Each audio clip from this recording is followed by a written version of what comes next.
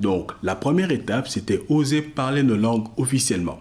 La deuxième étape, c'était créer la Société zaïroise de linguistique pour fixer les règles de la langue. Mais le président Mobutu ne va pas s'arrêter là. Comme les Français Ronsard et Dubélé, Mobutu utilise aussi l'art pour propager la langue. Les Léopards va alors aider les musiciens zaïrois, il va financer leur carrière et les aider à se faire connaître dans toute l'Afrique et au-delà. Par exemple, le 12 décembre 1970 ou 1970, Taboulé Rochero, légende de la musique zaïroise, va se produire à l'Olympia à Paris.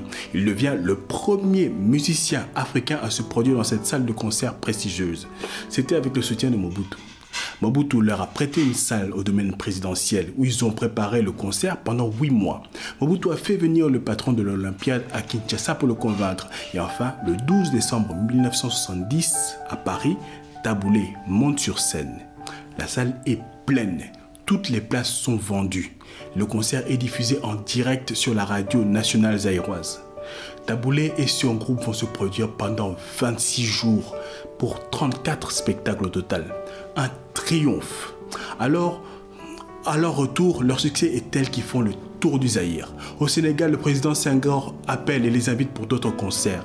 Cette politique que le maréchal Mobutu a menée pour promouvoir la musique zaïroise a eu un succès tel qu'à Abidjan, Conakry, Lomé, partout en Afrique, les gens écoutent les chansons de Franco, Taboulé Rochero et plus tard Koffi Olomide, Werrason et aujourd'hui Fally Ipupa, Fabregas ou Ferregola. Les Ivoiriens, les Camerounais et les autres se mettent à chanter en lingala et cette belle langue devient une des premières langues d'Afrique. Depuis cette époque, le lingala, cette petite langue de la province de l'Équateur, est devenue l'une des principales langues au Zaïre, au Congo-Brazzaville, en République centrafrique et en Angola. Toujours pour soutenir les artistes sculpteurs de l'art plastique, Mobutu achète et encourage la famille présidentielle à acheter les œuvres d'art de ces artistes, pour les encourager et pour les financer. Mobutu crée le fonds de promotion culturelle qui subventionne les projets culturels et crée aussi le fonds Mobutu Sese Seko qui donne une allocation sociale aux artistes zaïrois qui sont dans la vieillesse et dans la maladie. Voilà. Si vous voulez en savoir plus ou apprendre le lingala, je vous invite à nous rejoindre sur notre site littleLingala.com. Vous avez les meilleurs cours de lingala. Vous apprenez aussi la culture. Je vous donne rendez-vous là-bas. Tomonani.